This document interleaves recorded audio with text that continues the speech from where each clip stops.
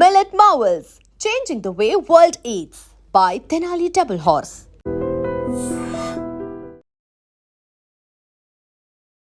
నమస్కారం, welcome to I dream. ధర్మ మార్గం విత్ విజిత కార్యక్రమానికి స్వాగతం.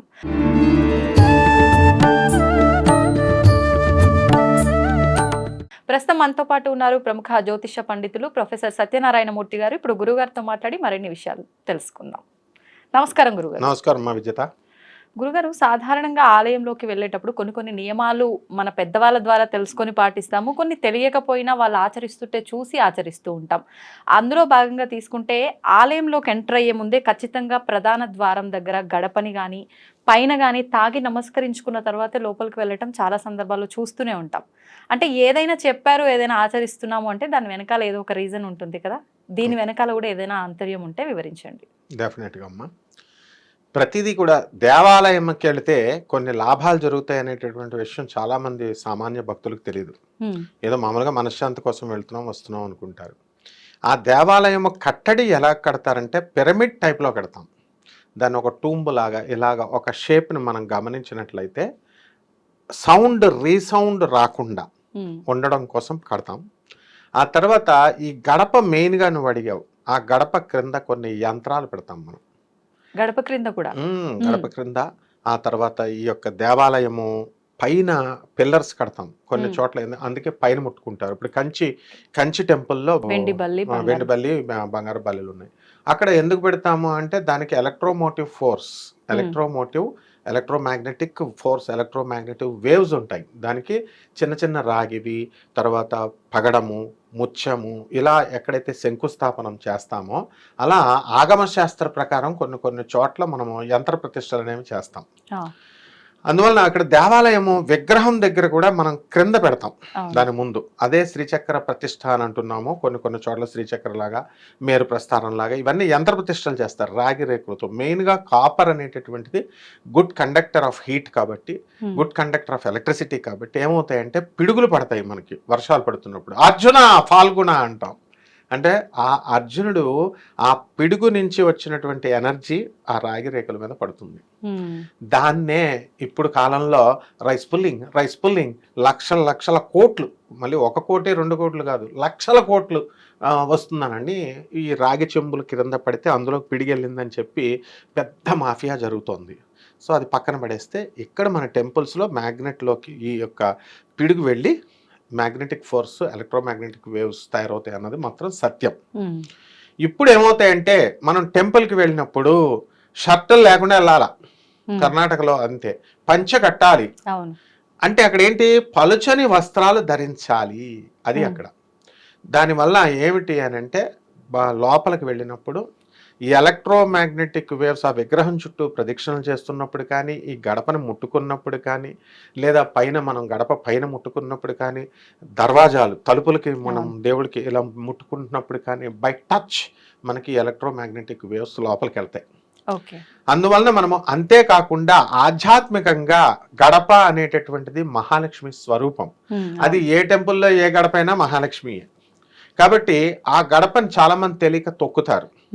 పెద్ద వెడల్పుగా ఉన్న గడపలు ఉంటాయి మనం తమిళనాడులో, అక్కడ దాటలేక జంపింగ్ చేస్తే కాళ్ళు విరుగుతాయి. కాబట్టి తప్పనిసరి పరిస్థితులు అట్లాంటి చోట ఈ రేకులు పెట్టరు. యంత్ర ప్రతిష్టలు జరిగేది తెలిసిపోతాయి అన్నమాట. సో అట్లాంటి చోట మనము మామూలుగా నడుచుకొని వెళ్ళొచ్చు.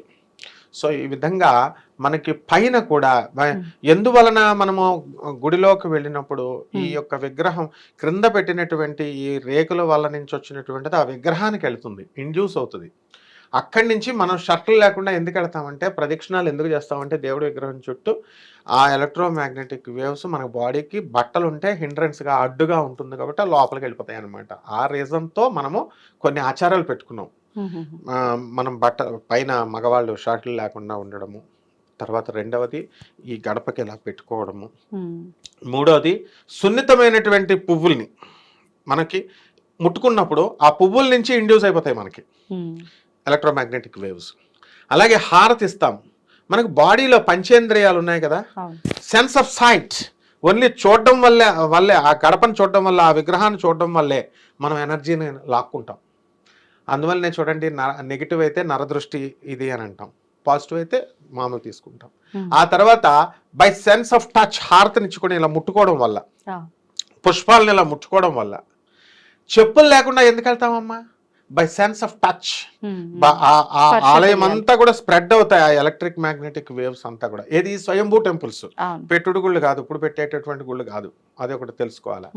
ఆ టెంపుల్స్ లో వెళ్తున్నప్పుడు మనము ఆ నడవడం వల్ల లోపల మనకి ఆ సెన్స్ ఆర్గన్స్ అన్ని కూడా యాక్టివేట్ అవుతాయి, జాగ్రత్తమై లోపలికి వస్తాయి అన్నమాట. ఈ విధంగా మనము ఆ యొక్క పెర్ఫ్యూమ్స్ అక్కడ చూడండి, గహనగాపురం దత్తాత్రేయ స్వామి గుడికి మనం వెళ్తే అష్టగంధం అసలు ఎక్కడ దొరకదు అనమాట. అది అష్టగంధం అనేది కాశీలో దొరుకుతాయి. మార్వాడీల ఇళ్లలో నేను చిన్నప్పుడు చూసేవాడిని, అబ్బా ఎంత మంచి స్మెల్ వస్తుంది అగరబత్తి. ఇప్పుడు ఇస్కాన్లో దొరుకుతున్నాయి. నా చిన్నప్పుడు ఇస్కాన్లో దొరుకుతున్నాయి. ఇప్పుడు ఎక్కడ పడితే అక్కడ దొరుకుతున్నాయి. సో ఇక్కడ మనము చూసినప్పుడు ఏంటంటే ఈ టెంపుల్స్ అన్నిటిలో కూడా అష్టగంధము అంటే ఆ సెన్స్ ఆఫ్ స్మెల్కు ఉన్నటువంటి సెన్సరీ ఆర్గన్స్ యాక్టివేట్ అవుతాయి. ఈ విధంగా ఈ ఉండడం వల్లే మనం గడపకి దండాలు ఈ ముట్టుకుంటూ మనం పెట్టడం, పైన ముట్టుకోవడం. ఆ తర్వాత ఆ దేవాలయము 4 వాల్స్ దగ్గరికి వచ్చేసరికి సైడ్ వాల్స్ను ముట్టుకోవడము, బ్యాక్ వాల్ను ముట్టుకోవడము, ఇలాంటివన్నీ చేస్తూ ఉంటాం. ఇప్పుడు మీరు ఇందాక అన్నారు స్వయంభూ ఆలయాల్లో మాత్రమే అని. ఈ మధ్య కాలంలో నేను ఒక విషయం విన్నా స్వయంభూ ఆలయాల గురించి. ఎక్కువగా మనం వరుసగా స్వయంభూగా వెలిసిన ఆలయాల దర్శనం చేసుకుంటున్నప్పుడు ఆ ఆరాని మనం గనక తట్టుకునే స్థితిలో లేకపోతే అది మనకు కొంచెం ఇబ్బందికర పరిస్థితిలోకి తీసుకెళ్తుంది అని చెప్పి, ఇది వాస్తవం అంటారా గురుజీ? అవాస్తవం. బాడీకి అప్పటికప్పుడు ఇమీడియట్ రెస్పాండ్ అయ్యేటటువంటి స్టిములాయ్ ఈ బాడీలో ఉంటుంది. అంటే దుర్గంధం ఎక్కువ వచ్చినప్పుడు మనం ఏం చేస్తాం, ముఖం చిట్లిస్తాం, ముఖం ఇలా మూసుకుంటాం. సుగంధం వచ్చినప్పుడు అని ముందుకు వెళ్తాం. సో ఆ విధంగా మంచి నేతి గారెల వాసన వస్తున్నప్పుడు చప్పరిస్తాం. అలాగే ఈ యొక్క సెన్సరీ ఆర్గన్స్ బాడీలో ఉన్నటువంటిది స్టిమ్యులై అని ఒకటి ఉంటుంది, అది ఆటోమేటిక్గా మనకు తెలియకుండా రెస్పాండ్ అవుతుంది. కాబట్టి ఆ స్వయంభూ టెంపుల్స్ అంటే ఏంటి, ఇప్పుడు స్వయంభూ టెంపుల్స్ కూడా డూప్లికేట్ స్వయంభూ టెంపుల్స్ వచ్చేసినాయి. ఎలాగా మాది స్వయంభూ అంటున్నారు. ఏమిటిరా మీది అందరిది స్వయంభూ? ఏమిటి ఎవరిష్టం వచ్చినట్టు వాళ్ళు చెప్తే. 12 జ్యోతిర్లింగాలు మాత్రమే స్వయంభూ, తిరుమల వెంకటేశ్వర స్వామి మాత్రమే స్వయంభూ, 18 శక్తిపీఠాలు మాత్రమే స్వయంభూ, దత్తాత్రేయుడు గానగాపురం మాత్రమే స్వయంభూ. ఇంకా మిగతావన్నీ కూడా అంటే స్థల పురాణాలు ప్రతి ఉంటాయి. ఎక్కడికక్కడ కోరుకొండ, మాకు రాజమండ్రిలో కోరుకొండ నరసింహస్వామి అని అంటాం, స్థల పురాణాలు ఉంటాయి. బట్ కలియుగ భవిష్యత్తు పురాణాల్లో, భాగవతాల్లో, ఇప్పుడు మనకు ద్వారకా మధుర శ్రీకృష్ణుడు ఉన్నాడు, మరి ద్వారకాధీష్ కృష్ణుడు ఉన్నాడు, మా రాధమ్మ తల్లి బరసానాలో మరి పుట్టి పెరిగింది, అందువలన బృందావనం, ఇవి స్వయంభూలు అంటారు. ఇలాగా ఎవ్వరు కూడా చెప్పినా కూడా, ఇప్పుడు కృష్ణుడిని నువ్వు పూజ చేయి, రాధమ్మను నువ్వు జపం చేయి అని ఎవరైనా చెప్తున్నారా? మనకే వచ్చేస్తుంది, రామ కృష్ణ రాధ అని వచ్చేస్తుంది. బాలాజీ అంటాం. అలా దానికి అది స్పాంటానియస్గా బాడీలో వచ్చేదాన్నే స్వయంభూ అనాల. ఒకళ్ళు డిక్లేర్ చేసేది కాదు. భాగవతాలు, కలియుగ భవిష్యత్తు పురాణాలు, గర్గ సంహితలు, రామాయణాలు ఇవన్నీ డిఫైన్ చేసినాయి ఏ స్వయంభూ అని. స్థల పురాణాలతో ఇంప్లిమెంట్ అయినటువంటివన్నీ కూడా దే ఆర్ నాట్ స్వయంభూస్. ఫర్ ఎగ్జాంపుల్, ఇప్పుడు ఎందువలన అలాగా స్వయంభూ చిన్న స్వయంభూస్ వచ్చినాయి అంటే, ఇప్పుడు రామేశ్వర స్వామి ఉన్నాడు, రామలింగేశ్వర స్వామి రామేశ్వరంలో శ్రీరామచంద్రుడు ప్రతిష్ఠ చేశాడు అంటారు. కేసరగుట్ల ఎక్కడ అంటారు, ఆంజనేయ స్వామిని విగ్రహం తీసుకురమ్మంటే శివలింగాన్ని లేట్ అయింది అందుకని తోకతో తన్నేసాడు, ఈ వెయ్యి బయటపడిపోయినాయి ప్రతిష్ఠ అని. ఇలా ఇదే స్టోరీ మనకి ఎక్కడ పడితే అక్కడ దొరుకుతాయి. కాబట్టి ఇలా స్థల పురాణాలు అనేవి వచ్చినాయి. కాబట్టి అందువల్లనే స్వయంభూ టెంపుల్స్ అనేటటువంటివి చాలా జాగ్రత్తగా జగద్గురు ఆదిశంకరాచార్యులు గుర్తించి, ఈ ఎలక్ట్రోమాగ్నెటిక్ ఫోర్స్ ఎక్కువగా ఉన్నటువంటి ప్లేసెస్ సుమా ఇవి, ఇక్కడ మీరు మాత్రం చేస్తే తప్పకుండా మీకు మల్టిప్లై అవుతుంది శక్తి, మీలో ఉన్నటువంటి స్వప్నావస్థలో ఉన్నటువంటి ఆ శక్తి జాగృతమవుతుంది అని ఆయన డిస్టింగ్విష్ చేశారు, డిస్క్రిమినేట్ చేశారు. సో అటువంటి టెంపుల్స్కి వెళితే అలాంటి దుష్ట శక్తులు అలాంటివి ఉంటే అవి తొలగిపోతాయి గానగాపురం వెళ్తే. మరి వీళ్ళేమిటి, అసలు అప్పుడు తిరుపతి వెళ్తే నీకు ఎక్కువ అయిపోతుంది ఆనందం, ఎక్కువ ఆరా వచ్చేస్తుంది, ఆ ఆరాకి నువ్వు మ్యాచ్ కాలేకపోతున్నావు, అందుకని నీ బాడీ కొలాప్స్ అవుతుంది. What is all this non sense? ఇప్పుడు మనకి స్వామి వివేకానంద ఏం చెప్తాడంటే, రామకృష్ణ పరమహంసుల వారిని, గురుగారు మీరు అస్తమానం బ్రహ్మానందం బ్రహ్మానందం బ్రహ్మానందం అంటున్నారు, అది ఏంటి గురుగారు అంటాడు. ఇలా రారా అని వివేకానందని ఇక్కడ ముట్టుకుంటాడు.